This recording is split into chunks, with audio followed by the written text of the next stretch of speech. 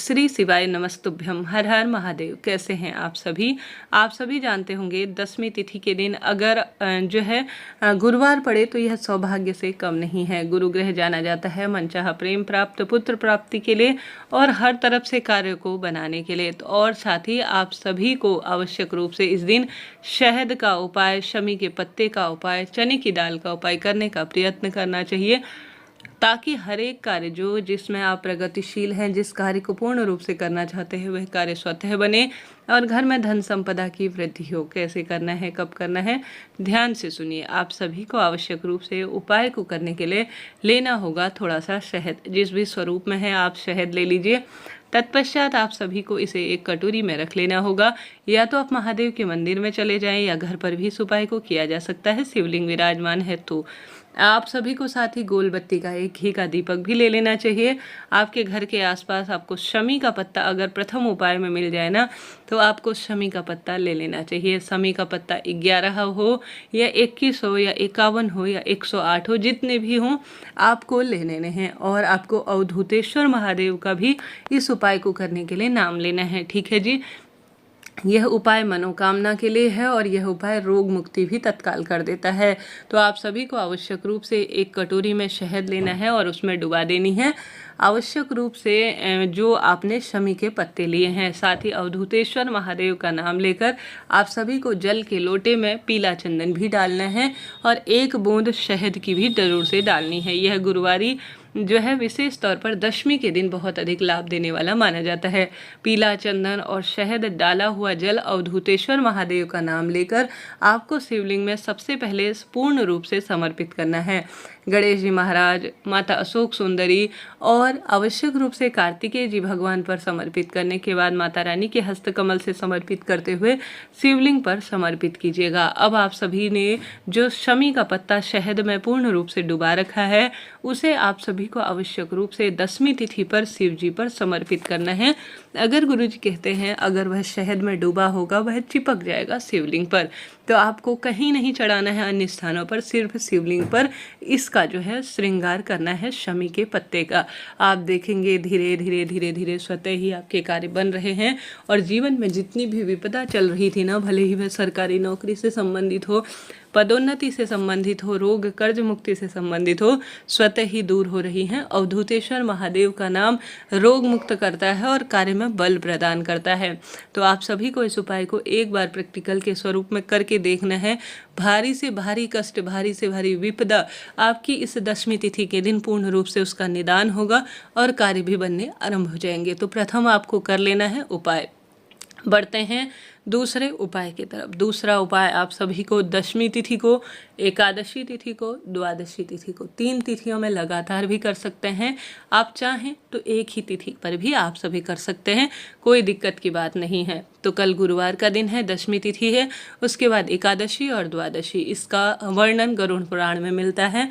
आपको बना लेनी है रोटी। रोटी आप साधारण सरल तरीके से जैसी भी बनाते हैं गेहूं की, प्रथम में आपको रोटी निकालनी है। सोमक पित्र देवताओं के पित्र माने जाते हैं और रोग संकट कष्ट निदान में सहायक है। आप सभी को रोटी बना लेनी है। गुरुवार का दिन है और शुक्रवार का दिन है, तो आप सभी को क्या करना है, रोटी में गुरुजी कहते हैं रखें कुछ मीठा। चाहे तो आप सभी अपने जो पित्र होते हैं पीहर पक्ष के, खासतौर पर महिला इस कार्य को करती है ना, दोनों कुल की द्योतक है, वह सूचक होती है हर कार्य की सिद्धि के लिए। तो आप सभी को उन 2 रोटियों में आवश्यक रूप से लगा लेना है घी। घी चंद्रमा के सूचक में होता है। कभी भी पितरों के नाम की रोटी खाली सूखी नहीं दी जाती, इस बात का ध्यान रखें। आप सभी को 2 रोटी लेनी है, भले 1 रोटी लें, उसमें 2 भाग कर उसमें आवश्यक रूप से आप सभी को लगा लेना है घी और उसके ऊपर रख देना है गुड़ या चीनी, जो भी आपके घर पर मीठा है, रख दिया। तत्पश्चात आप सभी को गौ माता को इसे किसी गौशाला में ले जाकर या घर के आसपास जहाँ भी गौ माता विराजमान है वहाँ पर आपको गौ माता को इसे खिला देना है। संभव हो तो आपका मुख दक्षिण दिशा की ओर होना। सोमक पित्र का नाम लेकर गौ माता को रोटी खिलाने में तो आपका इससे भाग्य उदित होगा और कष्ट संकट स्वतः ही मिट जाएंगे। तो करके देखिएगा।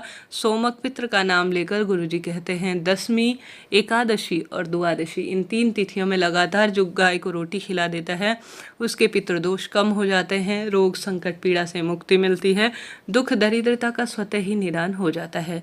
तो 2 उपायों में से या तो प्रथम वाला करें या द्वितीय वाला करें, आपको करने का प्रयत्न करना चाहिए। आप देखेंगे कि हर एक कष्ट, पीड़ा, संकट से आपको निदान मिल रहा है और कार्य भी बनना शुरू हो रहे हैं। यह दिन नहीं, चमत्कार के स्वरूप में कहा गया है।